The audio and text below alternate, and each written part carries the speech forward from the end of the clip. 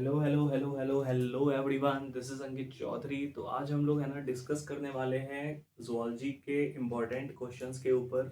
That is कि आपने entire syllabus पढ़ा, आपने सब कुछ देखा, बट उसके बावजूद कुछ ऐसे टॉपिक्स जो बहुत इंपॉर्टेंट होते हैं, जो आपको एग्जामिनेशंस में बिल्कुल पढ़ के जाने चाहिए, छोड़ के तो बिल्कुल भी नहीं जाना चाहिए। और उन टॉपिक्स पे आपको स्पेशल अटेंशन पे करना चाहिए। That's why you will score a good score in your examination. तो सबसे पहले है ना हम लोग बात करेंगे जूलॉजी के पेपर वन की। अगर हम बात करेंगे, ठीक है, दैट इज़ कि हम लोग यहाँ पे अभी देखने वाले हैं जूलॉजी जूलॉजी इम्पॉर्टेंट जूलॉजी के इम्पोर्टेंट क्वेश्चंस के ऊपर हम डायरेक्टली बात करेंगे। ठीक है, zoology important questions same to का देखने वाले हैं। ठीक है, तो सबसे पहला जो क्वेश्चंस हमारे पास है, सबसे पहला क्वेश्चन जो हमारे पास है, ठीक है, जैसा कि हम जानते हैं, अब आपसे जो क्वेश्चन पूछे जाते हैं वो तीन सेगमेंट में पूछे जाते हैं, section A, section B and section C. That is most of the जो क्वेश्चंस हैं वो जो सेक्शन ए में आपके आते हैं, उसको आपको दो तीन लाइन में लिख के, चार लाइन में लिख के उसको ख़त्म करना होता है। बहुत ज़्यादा राई का पहाड़ नहीं बनाना है। ठीक है, सेक्शन बी में जो क्वेश्चंस आते हैं वो 4 नंबर के होते हैं, और सेक्शन बी वाले क्वेश्चंस पे आपके पास ऑप्शन होता है। दैट इज आप किसी एक को चूज कर सकते हो। ठीक है, ये पर्टिकुलर चीज़ें बहुत लोगों के लाइफ में भी होती है, चूज करने वाला सिचुएशन। ठीक है, तो आज हम लोग देखने वाले हैं कि आपके पास है ना डायरेक्टली आप दो में से एक को चूज कर सकते हो सेक्शन बी में, और वो 4 नंबर का क्वेश्चन होता है। ठीक है, तो नॉर्मली जो सेक्शन बी का आंसर राइटिंग है उसको आपको बहुत ढंग से करना है। दैट इज हम ये कह सकते हैं कि सेक्शन बी को अगर आप अटेंड कर रहे हो तो एटलीस्ट आपको ये पता होना चाहिए कि आपको कितने पेजेस में आंसर राइटिंग करना है। ठीक है, दैट इज कि अगर आप एक आंसर राइटिंग कर रहे हो तो आपको मेनली कम से कम मिनिमम मिनिमम आपको 2 पेजेस लिखने हैं। मैक्सिमम आपकी मर्जी, मैक्सिमम आपकी मर्जी, मिनिमम 2 पेजेस लिखने हैं, मैक्सिमम आपकी मर्जी। आंसर राइटिंग में अगर आप डायग्राम को इंक्लूड करते हैं तो सोने पे सुहागा है। ठीक है, और अगर नहीं इंक्लूड करते हैं तो वो जो पर्टिकुलर आंसर है वो सही होता है, बट वो प्रोफेसर्स के लिए अनसेटिस्फाइड होता है। ठीक है, तो सबसे पहले हम बात करने वाले हैं, तो ओके, तो हम यहाँ पे ये चीज़ देखने वाले हैं। सबसे पहला जो क्वेश्चन हमारे पास क्रिएट होगा, ठीक है, हमारे पास जो पहला क्वेश्चन क्रिएट होगा, हम मेनली ये चीज़ कह सकते हैं सेक्शन ए टाइप क्वेश्चन जिसको हम कह सकते हैं। ठीक है, सेक्शन ए टाइप जो क्वेश्चंस हो सकते हैं, तो सबसे पहला क्वेश्चन है हमारा termites termites belong to the order. ठीक है, टर्माइट्स जो है किस ऑर्डर को बिलोंग करता है, termites belong to the order. ठीक है, उसके बाद आपसे ये पूछा जा सकता है which is known as giant honey bee. ठीक है, आपसे ये पूछा जा सकता है which is known as giant honey bee. ठीक है, उसके बाद क्वेश्चन नंबर 3 आपसे ये पूछा जा सकता है, हाँ, क्वेश्चन नंबर 3 आपसे क्या पूछा जा सकता है, क्वेश्चन नंबर 3 आपसे ये पूछा जा सकता है कि हम पेडिसिलेरियल को एक्सप्लेन करें। मतलब बहुत ऐसे टर्म्स हैं जो सेक्शन ए में ऐसे पूछे जाते हैं जो आपको एकदम आर एल कोतवाल आप पढ़े हो, बट आप एकदम डीपली नहीं पढ़े हो, और आपसे एकदम मिड ऑफ द बुक से क्वेश्चन पूछे जाएंगे। सेक्शन ए में ऐसा ही क्वेश्चन आता है। सेक्शन ए मेनली 6 मार्क्स का होगा। ठीक है, सेक्शन ए 6 मार्क्स का होगा, जिसमें कि 1 नंबर के 6 क्वेश्चंस पूछे जा सकते हैं, या फिर 2 नंबर के आपसे 3 क्वेश्चंस पूछे जा सकते हैं। ठीक है, दैट इज़ ये मुफ्त का मार्क है। अगर आप ये पढ़ लेते हो तो फिर बहुत बहुत बेटर हो जाएगा। ठीक है, ये अगर आप पढ़ लेते हो तो बहुत बेटर हो जाएगा। उसके बाद हमारे पास है fourth question is cephalic appendages क्या होते हैं, सिफेलिक अपेंडेजेस क्या होते हैं, सिफेलिक अपेंडेजेस क्या होते हैं। क्वेश्चन नंबर 5 है हमारे पास कि कॉमन नेम जो है, दैट इज की common name of echinus, echinus का कॉमन नेम क्या है। ठीक है, उसके बाद हम बात करेंगे, इसको पहले रब कर लें। ठीक है,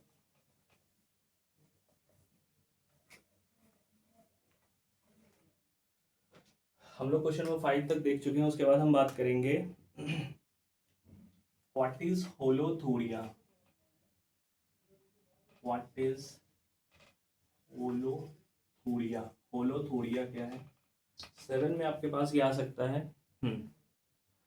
first larval stages in Asterias,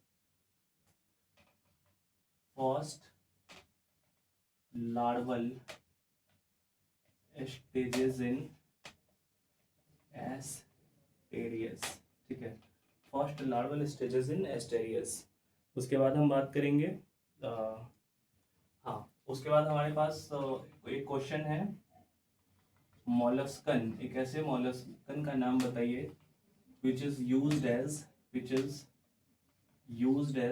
human food, मतलब एक ऐसा मॉलस्कन जो हम लोग ह्यूमन जो है उसको एज अ फूड कंज्यूम करते हैं, ठीक है।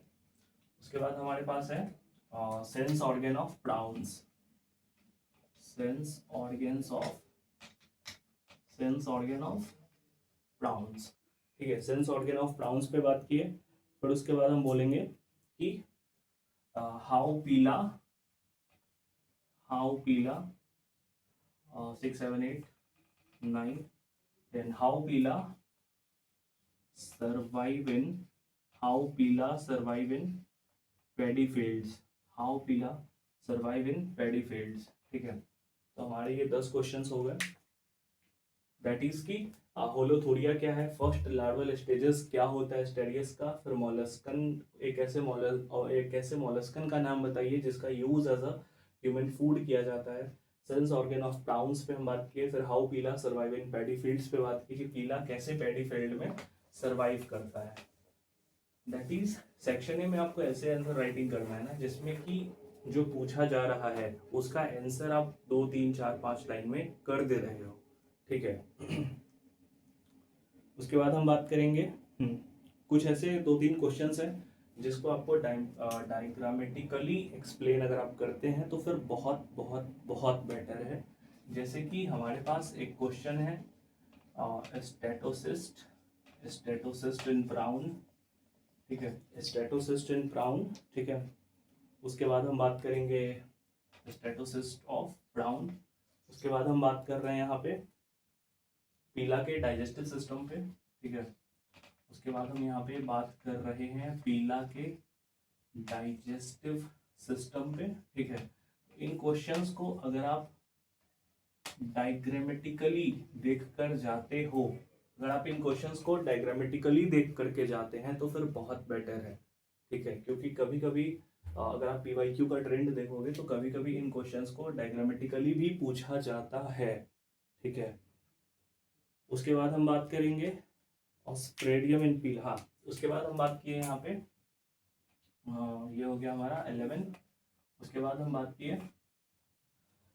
हम बात किए सी अर्चिन क्या है, उसके बाद हम क्या कास्ट डिफरेंट कास्ट्स इन हनी बीज के जो है डिफरेंट कास्ट को आपको एक्सप्लेन करना है। जैसे कि आप ये चीज कह सकते हो वर्कर बी है, क्वीन है, ठीक है, different caste of honey bee को आपको बताना है, ठीक है।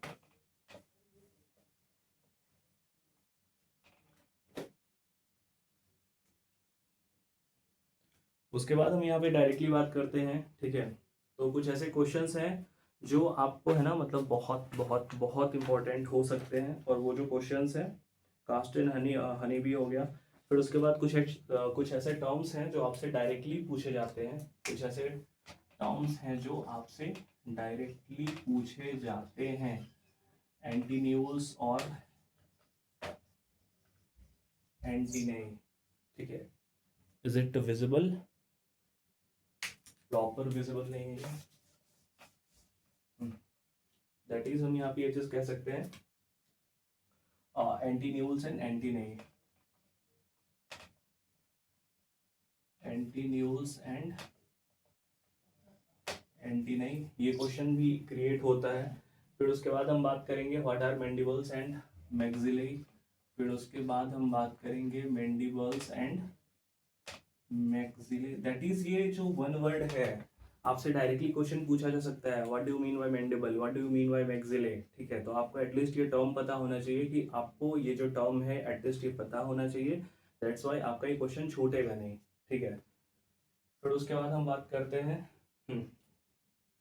उसके बाद हम डायरेक्टली कहते हैं sir what do you mean by what do you mean by ammonotelic and uricotelic. What do you mean by ammonotelic and uricotelic. ठीक है। उसके बाद हमारे पास क्वेश्चंस हैं कि गैंग्लिया क्या होते हैं, ठीक है। फिर आपसे कह दिया जाएगा पेडिसिलेरियल को एक्सप्लेन करने के लिए, ठीक है, पेडिसिलेरियल को एक्सप्लेन करने के लिए। और एक क्वेश्चन आपसे ये भी पूछा जा सकता है सर, कि पर्ल फॉर्मेशन कैसे होता है, ये आपसे किसी भी सेक्शन में पूछा जा सकता है, in any of the above sections, ठीक है, in any of the above section। That is कि अगर हम बात करें तो बोलेंगे पर्ल का फॉर्मेशन कैसे होता है, आपसे ये सेक्शन ए में भी पूछा जा सकता है, बी में भी पूछा जा सकता है और सी में भी पूछा जा सकता है, ठीक है। तो हम यहाँ पे नॉर्मली किस सेक्शन में पूछा जा रहा है उसके अकॉर्डिंग आंसर करेंगे, ठीक है। दैट इज कि हमारा जो सेक्शन ए में कवर होने वाला मोस्ट ऑफ द क्वेश्चंस है वो यहीं से कवर किया जाएगा, ठीक है। यहीं से ही आपके हर एक टर्म्स जो है वो रिलेटेबल है, ठीक है। एटलीस्ट आप प्रॉपर रिवीजन कर लो, प्रॉपर सिलेबस कंप्लीट कर लो, और उस सिलेबस को कंप्लीट करने के बाद कुछ पर्टिकुलर ऐसे पॉइंट्स जो आपको लगे कि छूट गए हैं, प्रॉपर रिवीजन की ज़रूरत है, तो आपको एटलीस्ट ये सारे पॉइंट्स जो मैंने बताए हैं वो देख के जाने ही चाहिए। यहाँ से क्वेश्चंस के आने की मोस्ट ऑफ द प्रोबेबिलिटी होती है, ठीक है। उसके बाद हम बात किए तो हमारा जो सेक्शन ए का पार्ट है वो यहाँ पे फिनिश होता है। तो now we will get to know कि सेक्शन बी और सेक्शन सी में जो क्वेश्चंस है वो कैसे क्वेश्चंस आते हैं। उसके बाद है ना हम डायरेक्टली यहाँ पे बात करेंगे तो हमारा सेक्शन बी और सेक्शन सी में कौन कौन से क्वेश्चंस कवर होते हैं। तो सेक्शन बी और सेक्शन सी पे जाने से पहले एटलीस्ट आप लोग को इतना पता होना चाहिए कि सेक्शन बी और सेक्शन सी की जो आंसर राइटिंग है वो कैसे की जाती है। सेमेस्टर 1 में बहुत बच्चों को डायरेक्टली बैक आया है, ठीक है।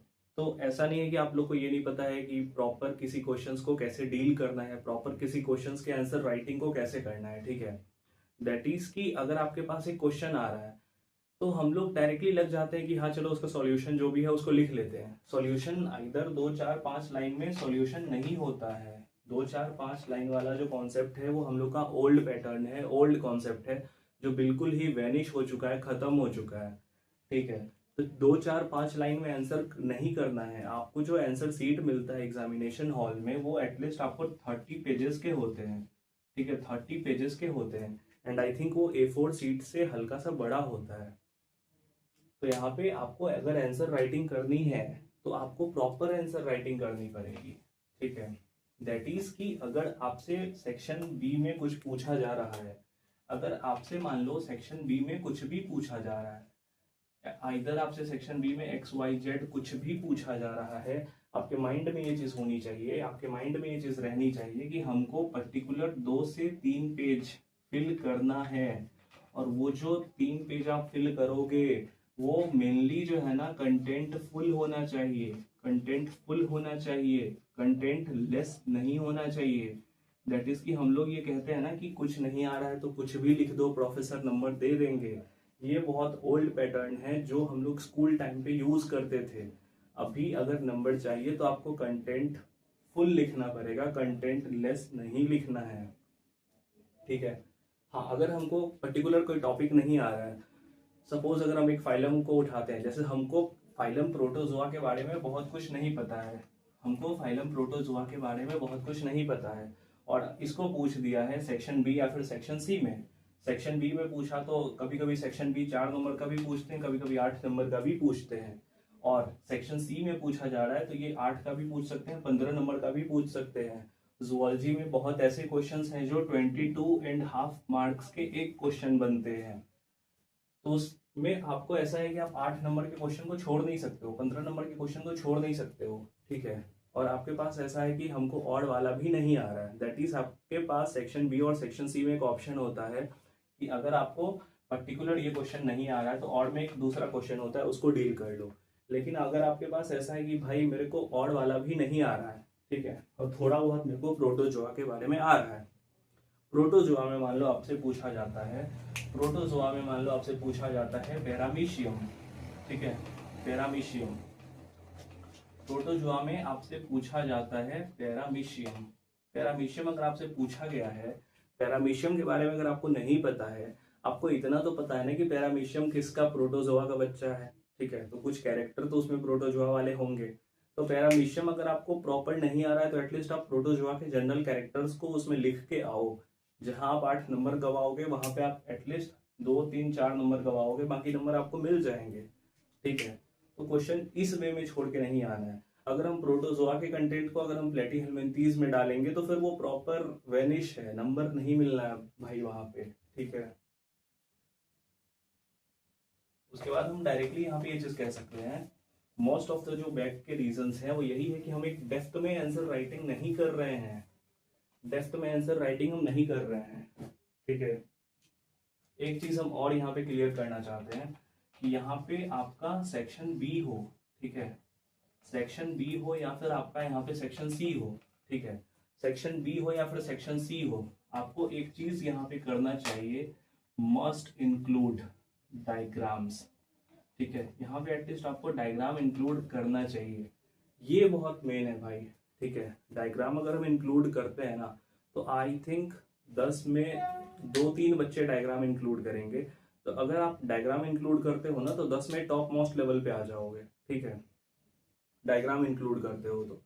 आपको थियोरेटिकल कंटेंट नहीं पता है, लेकिन अगर आपको इतना पता है कि हाँ इस पर्टिकुलर टॉपिक का ये डायग्राम है, हम उसको डायग्रामेटिकली बहुत बढ़िया बना के अगर आते हैं तो भाई उस पर आपको ओवरऑल मार्क्स मिल जाएंगे, ठीक है, ये चीज है।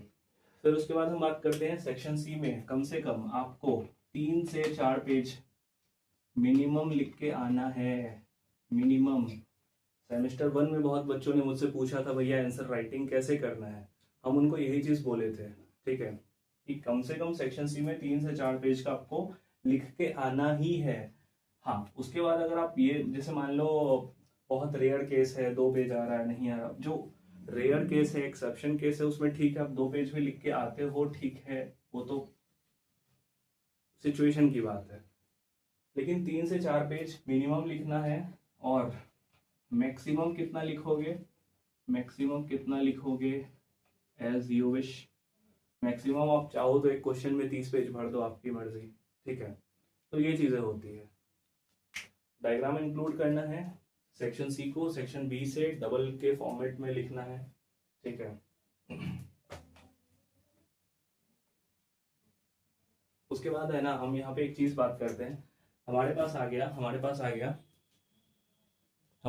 गया सेक्शन बी और सेक्शन सी के क्वेश्चंस कैसे बनेंगे, ठीक है। सेक्शन बी वाले भी बन सकते हैं और सेक्शन सी में भी पूछा जा सकता है। मतलब अभी जो हम क्वेश्चन जो क्वेश्चन अभी हम आप लोग को बताने वाले हैं वो सेक्शन बी के भी तौर पे आप लोग से पूछा जा सकता है और सेक्शन बी के भी तौर पे आप लोगों से पूछा जा सकता है। तो पहला जो क्वेश्चन हमारे सामने बनेगा, ठीक है, वो मेनली ये बनेगा, डिफरेंट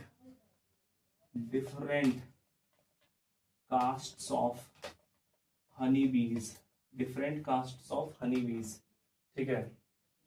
हनी बी के डिफरेंट कास्ट को बताइए, एज वेल एज इट्स